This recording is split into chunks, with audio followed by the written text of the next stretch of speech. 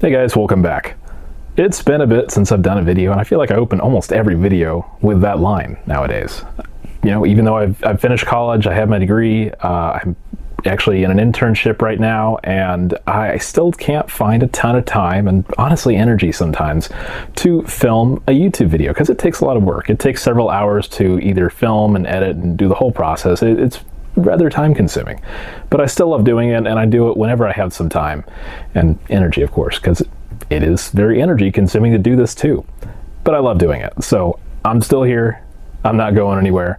And I was actually told the other day on Facebook, believe it or not, that hey, you haven't done an MP5 video in quite a few months. So I said to myself, I need to do an MP5 video. So this is something I've actually wanted to do for a bit now, and I haven't used this gun in a while. This is my Echo 1 SOB2. It's OEM by Cyma, so it's essentially a Cyma MP5K, but I've done some work to it. And I did a video on this, probably a couple years ago. I used this gun a lot at the indoor field Eagle Freak Airsoft when it was open on the west side of Washington. Unfortunately, they closed, and I haven't really used the gun quite as much because there isn't really a whole lot of indoor CQB or anything. So most of what I play is outdoor woodland, and I end up needing to have a lot of range. And just because this shoots pretty soft, I have it shooting about 300 feet per second right now, it doesn't have a whole lot of range. And so I kind of wanted to change that a little bit. I want to be able to use this outdoor because unfortunately indoor, I'm probably not going to see a whole lot of that anytime soon.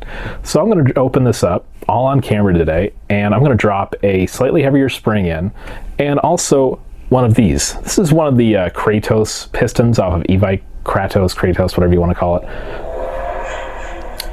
That's my phone going off. I know I should have muted that. Anyway, I actually was at a swap meet at one of the last airsoft games I went to a couple of games ago, and someone had a couple of these. I think they run for like 32 bucks on eBike right now. He just had two of these loosely sitting around, and I gave him $5 for them. So cool, I got a couple of these. I'm gonna drop one of these in there, and probably a new piston head to go with it. I'll have to find one in my spare box over here, and we'll do that. And also, I've been experimenting with these a little bit lately. I'm going to do a review on these really soon. This is from Airtech Studios. This is their inner barrel stabilizer. It's supposed to give you slightly tighter groupings, and it's what they kind of talk about on the back here of getting slightly tighter groupings. So this goes in your suppressor. It's for counterclockwise threaded suppressors. And so this isn't a review of this per se, but I'm going to try this out in the near future here. Unfortunately, I received my samples of these right after the last game, and then the next game wasn't for like 6 weeks, and so I've got still a few more weeks till that. So unfortunately there was a bit of a time lag there between games I was able to go to test this out at. So next game at Nighthawk Airsoft, I think at the end of August here, I'll be trying this out on several guns. I've already got it installed, and I've already got some opinions on it, and we're going to be seeing if it really has an effect, and I'm going to really go over this in that video.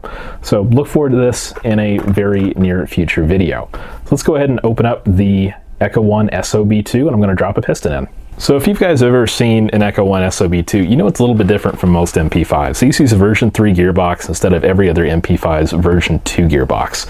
And of course, I've done a little bit of work to it, and I'll go over that when I open it up. Like I said, I talked about this in a previous video, and so I talked about the internals, but I didn't really show them off. And you guys have seen how quiet this thing is, and it really doesn't have a whole lot done to it. It's just shimming and tuning. It's really basic stuff. So thankfully, I was able to get a folding stock from another gun recently that was gifted to me, oh shoot, actually close to a year ago now. Yeah, gosh, these pins are hard to get out. So one of the first things I did to this gun when I got it was actually install a MOSFET. And there's a nice little compartment in the back here. This has actually got one of Hunter's Hulk FETs in here. And it's lasted a long time and does a great job. It's just a basic MOSFET to protect your trigger contacts. I usually run a 7.4 on it, so I don't have a whole lot of wear and tear. Every great once in a while, I'll plug in a little tiny 11.1 in here, and it'll zip 40 something rounds a second, just because I've got a speed motor in here and it just goes. So having a MOSFET, if I really want to go crazy on it, is nice. That's one of the other reasons I want to install metal tooth pistons, because I've got the stock piston in here, and so the extra wear and tear, that piston is eventually going to go. The motor I've got in this gun is an SHS speed motor. Now, the original motor in these was actually really torquey, and I do like it. It's a fine motor, it's got pretty torquey magnets in it, but honestly, the rate of fire was pretty slow. Even with an 11.1 and good tuning on it, it would shoot, oh shoot, maybe 16 or 17 rounds a second. It was not a fast motor by any means. And with a 7.4 or some kind of stick battery in there, like a lot of people probably ran 8.4s in there, you're getting like maybe 11 or 12 rounds a second. It is a sluggish motor. So if you wanted to throw it in like a DMR or something, it would work great. But obviously an MP5K, I wanted rate of fire. So SHS speed motor, these are inexpensive, work great, well shimmed, good pinion, and the rate of fire is just stupid fast because, of course, I've got it shooting pretty soft, and that really helps. So I get an exuberant amount of questions about what battery do I use in my MP5Ks, because obviously there's not a lot of space in the top little charging tube on those, and really finding a LiPo battery, or any battery for the most part that'll fit in there, is pretty tough. So I actually found this one on eVike. I checked the dimensions before I ordered it and made sure it would fit. This is a Firefox battery. They aren't the cheapest in the world. They tend to run a little bit more than like kind of your King, Hobby King batteries that are like $6 or $8 a piece. I think I paid about $20 or $25 for this, but it's one of the few batteries I've been able to find that actually fits in here. And yeah, you can get Hobby King batteries that are about yay long and same dimensions that fit for like $8 or something, but at the time I was unfortunately unaware of those. So this being about, I think, 20 or 25 bucks was a pretty good deal. And with a speed motor and a soft spring in there, I'm able to get, I think, so right around 18 or 19 rounds a second out of the 7.4, so it does really well, and it's honestly more than I need. I don't need this thing shooting 25 or 30 or anything more than that constantly. So it's a solid battery and it works pretty well. Now, I do want to talk about the wiring setup I have on this gun. Admittedly, it is a little weird, but MP5Ks and wiring are just weird to begin with. So this has worked out really well for me, and I have no complaints about how it's performed or how it's set up or anything like that. It just works well and it's been fine. So it's, like I said, one of Hunter's Hulk Vets, and unfortunately he doesn't make these anymore. I know they were kind of a labor and they were a lot of work to make, so I totally don't blame him anymore. But they're fantastic MOSFETs if you can find them out there anymore. It's got the 2 signal wire version, so they're both going to the front here instead of having to wrap a 16 gauge wire around, which is a total pain. So I found this to be a much simpler method. And what this does is it wraps around the back here. The back cap of the gun sits about here, and the wire runs all the way up the top. So the battery is going to sit right about here, and there's plenty of room for both the wiring and battery. I've got the connector up front where the handguard is, so I can just take the handguard off and unplug the battery right there instead of taking the back off and removing it, and it's a serious pain otherwise. But this makes it much more convenient when the gun is fully assembled. So one of the other reasons I wanted to open this gun up today, apart from putting a piston in and making a video on an MP5 again, was actually just to open it up and make sure everything's still good, because honestly it's been probably 3 or 4 years since I last opened this gun up. It has been a bit. So just a little bit of maintenance and checking everything. It's never a bad thing.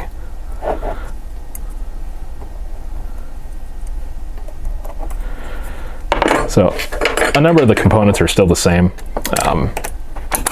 I've got an older video that shows how quiet the gun is. It is actually really quiet. Air seals, nah, it seals a little. It's not the greatest air seal in the world, but it does seal a bit. And putting a new piston head in there should help just a little bit. So I've got like an M4 cut piston cylinder there. I didn't do that great of a cut on the servo pad there, but whoop-de-doo. The gears in here, you know, honestly, I don't remember what brand gears these are. I want to say they're some version of SHS. I think I got them a while ago. But they're 13-1 gears, and I do have a sector delayer in here, which strangely enough was necessary because for some strange reason, the cycling of this gun, the feeding, it never worked well. And that was the only thing that would fix it. And it really wasn't shooting that fast, so it's just kind of a random fluke. So anyway, that fixed that problem. The spring in here, it's a pretty soft spring. I think I got it in a random Cyma a long time ago. I want to say like an Cyma M14, and it's a soft spring, and it's getting like 290, 300 feet per second. It's not terribly hot, so I'm going to put a heavier spring in here. I'm going to swap the piston and piston head, and that'll be it for the internals. And also I'm going to put a longer barrel in here to help get closer to that M4 length. I've got that long suppressor on there, and I do want to test out the air barrel stabilizer from Airtech Studios. So I'm going to do all that and put it back together. All right, so new piston head and piston. I went ahead and shaved down the second to last tooth there so it doesn't actually accidentally catch. All greased up. G&G piston head.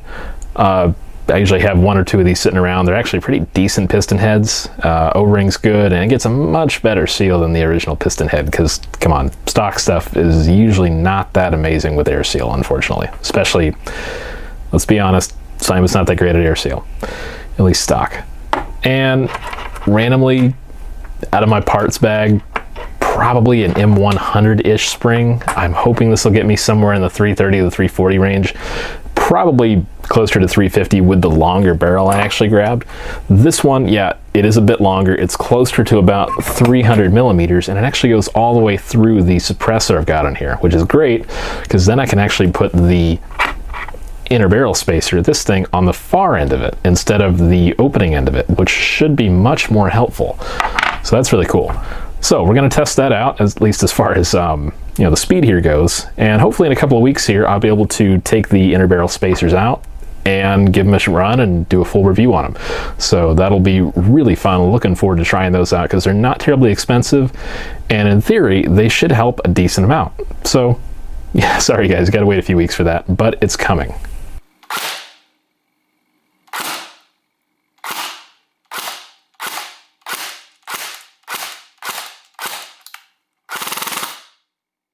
So there you have it, folks. Just a quick open up and new piston in there.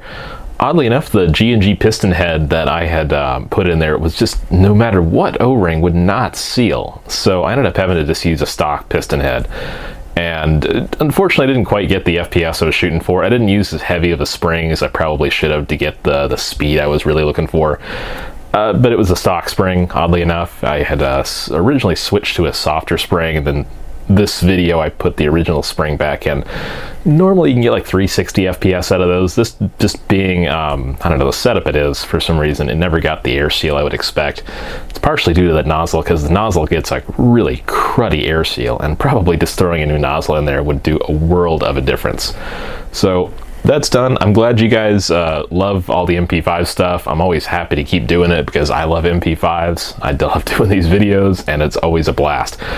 This is actually, I mentioned this earlier, a gun I got and did a video on, what, 8 months, a year ago, somewhere in there. I lost track of time nowadays. But anyway, this was the GSG 522 that is labeled an ICS gun, but is actually OEM by Cyma, which is kind of interesting. I've got this. I want to do some more work on it, so you'll probably see something on this, maybe not in the near future, but in the future at some point. I need to get a new upper for it because part of it cracked, and I've got some regular lowers that I want to throw on it because the 22-esque lower is cool, but I kind of prefer the original. So at least I've got all the bits and pieces and gearbox and screws and motors and everything to throw in this. So cool stuff happening there.